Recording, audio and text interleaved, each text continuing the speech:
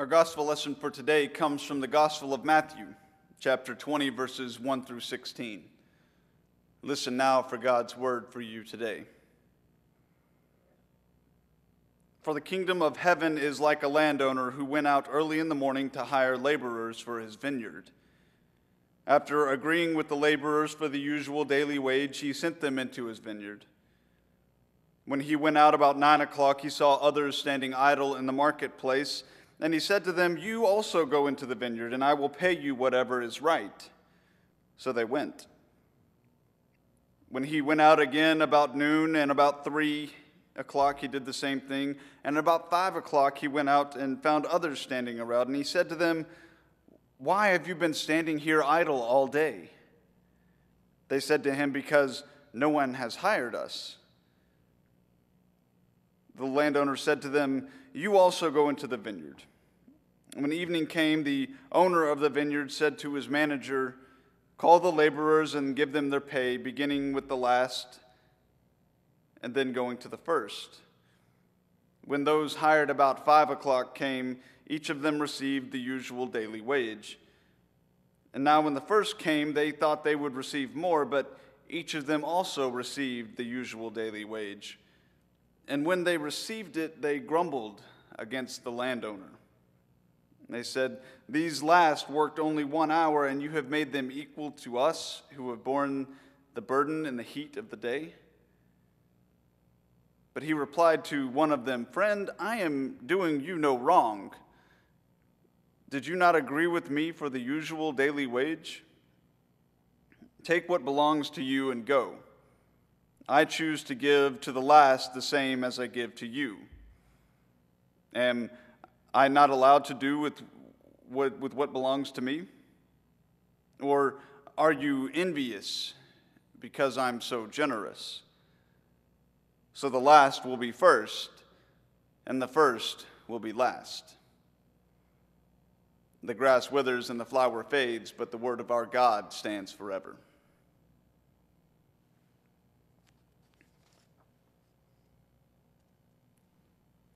All throughout human history, we have used stories to construct meaning of our lives and our world.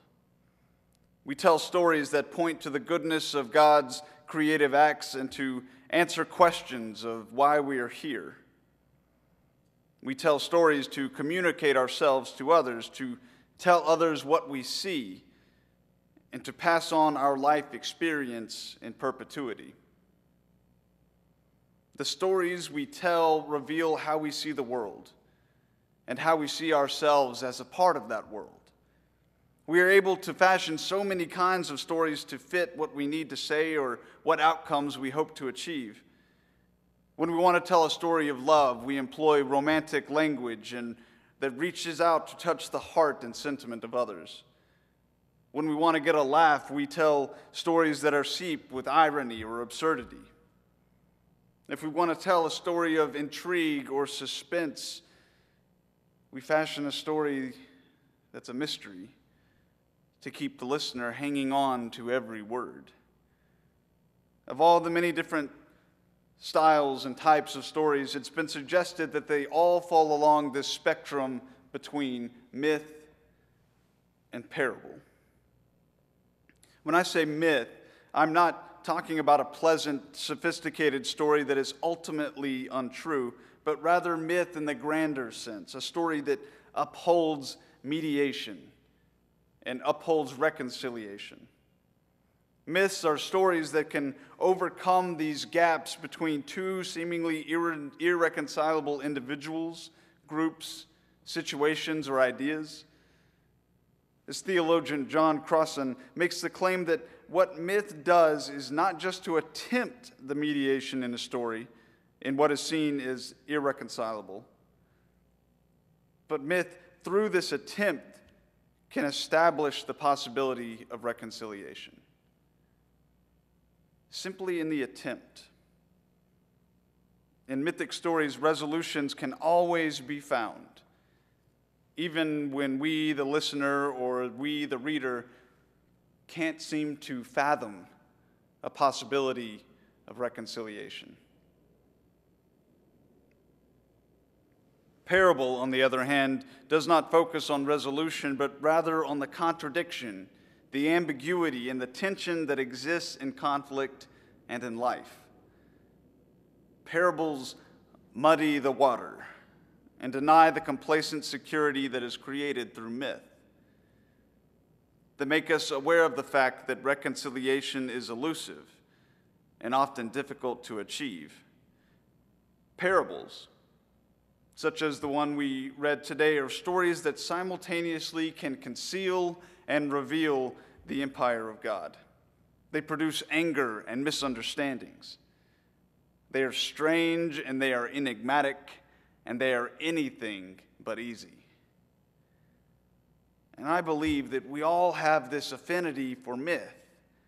We don't do well with the stories that we can't fully understand, or stories that challenge the basic notions and fabrics of our society, stories that challenge what we see as the basic notions of justice and grace. And because of this affinity, this want for resolved conflict, I think we tend to take these parables of Jesus and push them into the realm of myth, leaving behind all the tension, all the conflict in favor of the clear water. There's a wonderful story from a great preacher and professor, Fred Craddock, that he uses in many of his sermons, one of which I had the privilege of hearing at one point during my seminary career. He tells the story of early one Sunday morning, he was slated to supply preach at a small Methodist church in East Tennessee. And early that morning, before he had even gotten up and gotten ready to go to the church, he gets a call from a frantic Sunday school director saying, "We need you to teach our adult Sunday school class. Our normal teacher, she's sick. She can't make it in today." "Oh, I don't know about that. I'm only supposed to be preaching," says Mr. Craddock. "Well, Mr. Craddock," the Sunday school teacher replied, "if you don't teach this class, then there just won't be Sunday school today." Not finding these guilt trips very enjoyable, Fred Craddock folds and quietly asks what the Sunday school topic is about, to which the director replied, "It's on the prodigal son." So Fred starts heading down the hill to the church, and on the short drive there decides that he's going to have a little fun with the folks there as a mild protest for this slightly inconvenienced morning. Mr. Craddock gets to the church and walks into the classroom already filling up and crowded with the normal group, and immediately begins his lesson. It says, "Today we are discussing the stories of the prodigal son as told in Luke. And, it's such a familiar story that I don't think we really need to read it. So I'm going to run through it real quick, give you a quick sum up. A young man decides he's fed up with living under his father's roof, and so he decides to go out on his own. While enjoying his freedom, he squanders all of his inheritance on food and drink and women until he has run flat broke and has no other option but to return home to his father. As he approaches his father's house, the younger son hears a party in full swing, and he calls a steward over and asks, 'What's going on?' To which the steward replies, 'Oh, your father is throwing a party and has killed a fatted calf for your older brother to reward him for all of his hard work and loyalty.' At that moment, an elderly lady from the back of the class cries out, 'That's how Jesus should have told the story.' Now you may be thinking we aren't talking about the prodigal son today, and yes, you would be correct. I believe, however, that this is often how we think of many parables, either because we have heard them so often that the real meaning has been whitewashed, or that we remember parables as mythic stories and not as the ambiguous, tension-filled lessons that the parables have at their core. Today's parable opened up in a common scene for Christ's audience and offers a good description of the normal farming and economic practices of the day. The landowner, presumably at a crucial point in the harvest, is in need of a large number of workers, and so he does something quite odd. He goes out himself and begins to hire day laborers standing around in the marketplace. So early in the morning, he goes out and finds these workers and agrees to pay them the usual daily wage for their work. The usual daily wage, as it's in our Bibles, is in the Greek simply stated as a denarius. And I'll tell you, while a denarius was probably the usual daily wage for unskilled laborers, it was far, far from anything that could sustain an individual. Workers earning this daily wage could afford basic, if not inadequate, sustenance for themselves, with no chance of supporting a family. By all accounts, day laborers lived very hard, very short lives. So the landowner finds himself in a pretty good position. Wages are set incredibly low, probably because of an excess supply of labor. This is supported by the fact that he's able to go out 4 more times at 9, 12, 3, and 5 o'clock, and he can keep finding workers standing idle. The last 4 times he goes to the marketplace, he doesn't even have to come to a mutual agreement with the workers on a wage. He simply tells them, instructs them to go into his field with a promise that they will be paid whatever is right. Conflict arises at the end of the day when the workers are called back. Some who had been there for an hour, many who had been there for most of the day, they are called back in opposite order to how they came in, and each one of them is paid the whole daily wage. Traditional interpretations have allegorized this parable. This parable, like many others, and also like the others, have paralleled this common character of the landowner with the just and gracious character of God. In this traditional allegory, the usual daily wage paid to each worker is a representation of salvation. And in Protestant thought, the equal payment to all workers is compared to the radical differences between justice and grace. Those who demand more payment for a longer day's work are those who adhere to the righteousness of works.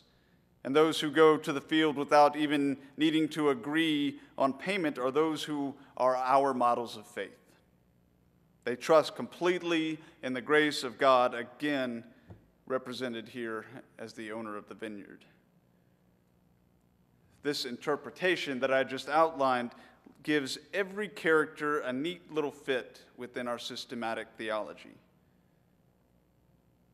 And this neat package we turn out is how I believe we have grown to interpret this story as a myth and not as a parable. A New Testament professor of mine, Stan Saunders, gave us fair warning when it came to preaching on the parables. He would tell us, be careful how you preach the parables, because you have a really, really good chance of getting it wrong. Talk about a scary lesson for that day and many others. And it's not that Stan didn't have faith in the ability of the students he was teaching. It's just that he really believed that parables were far deeper and far too rich to be easily compared to simple mythic allegories. To find these deeper meanings, often we have to hold up this mirror of Scripture and find the meanings of these parables in ourselves and in our world today. At one point, when I was a chaplain intern at Grady Memorial Hospital in Atlanta, I was awoke by a telephone call around 12:30 in the morning.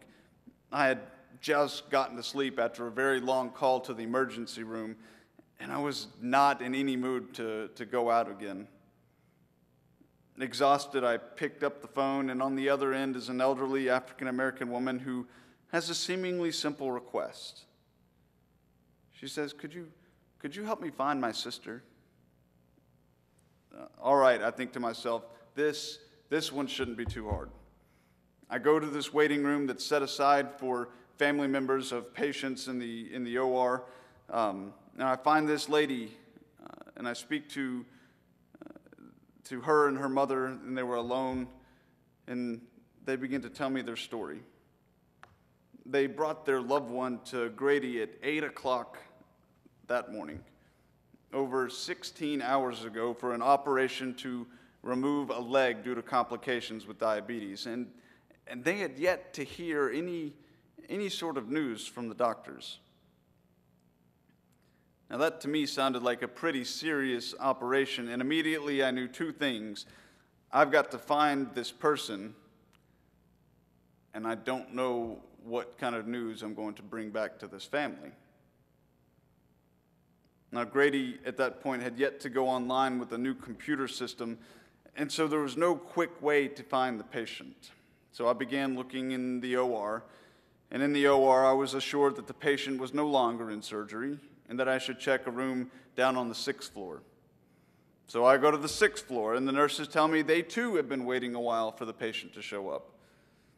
Frustrated and appalled at this lack of communication, I go back into the OR, right past the unit desk and into the post-op area.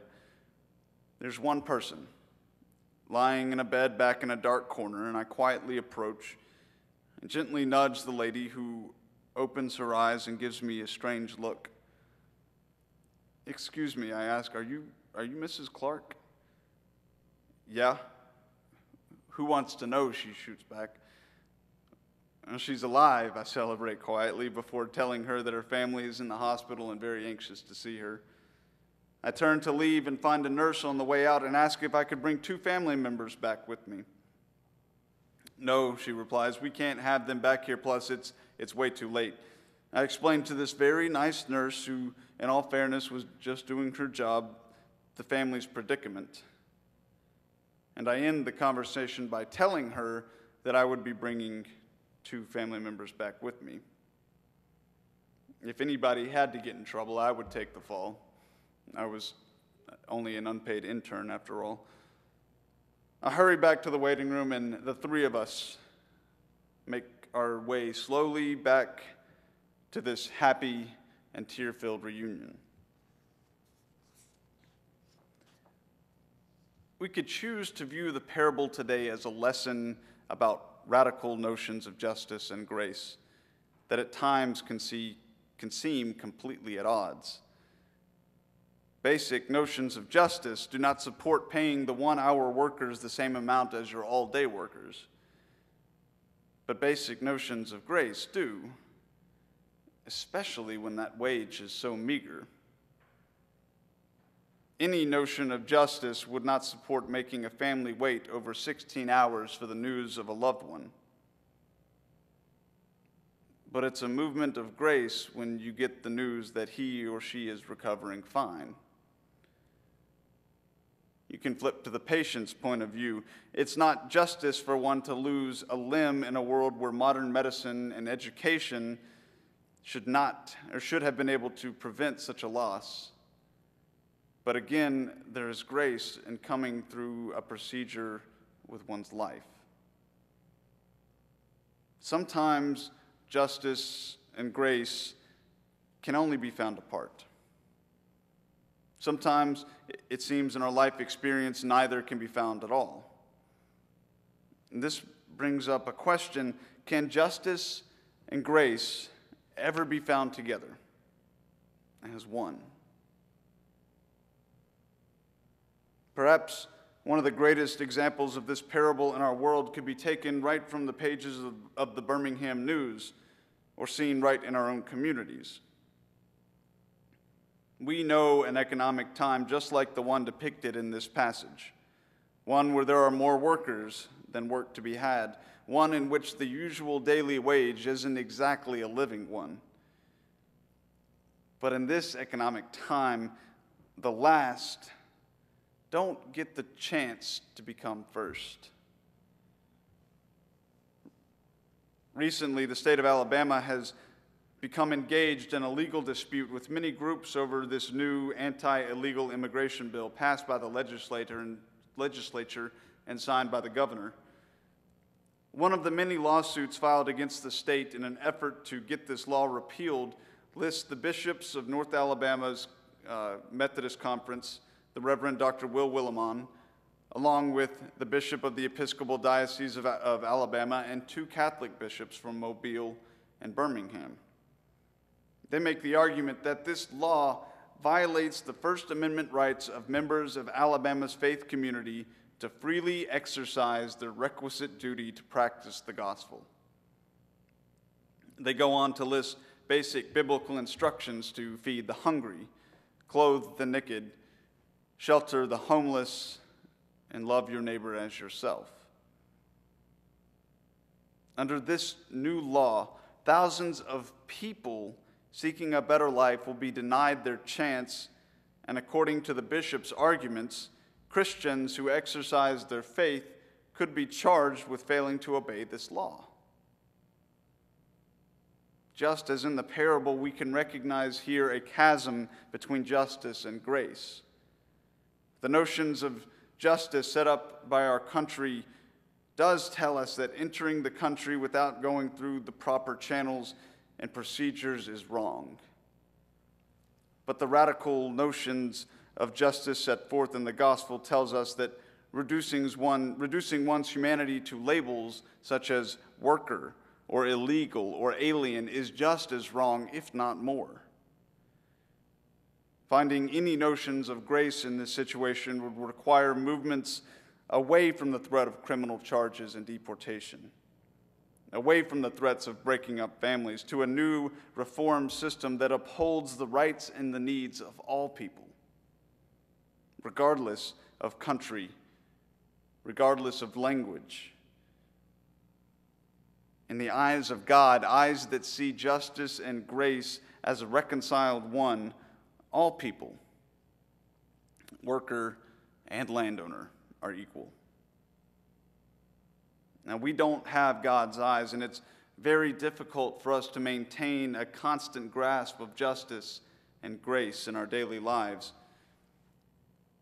We seek to see the world as mythic narrations to comfort us, to assure us that everything is well, instead of seeing the world as a parable where tension is ever present and reconciliation comes with a cost. The irony is that we depend upon both myth and parable in our lives, just like we depend on both justice and grace. We need the good news that there is always grace and hope, and we always need the push to face the reality that our world is marked with injustice and despair.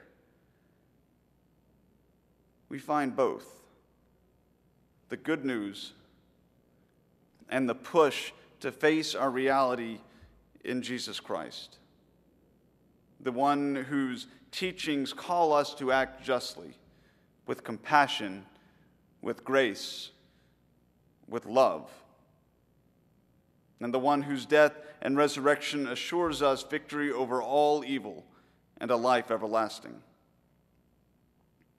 In the life of Christ, justice and grace are one, and it is our calling to follow that life wherever it may lead. Sometimes we have to work for justice. Sometimes we need to allow room for grace to happen. But when justice and grace are seen together as one, we can all rejoice, because being first or being last won't matter when we all live as children of God, our Creator, our Redeemer, and our Sustainer. Thanks be to God.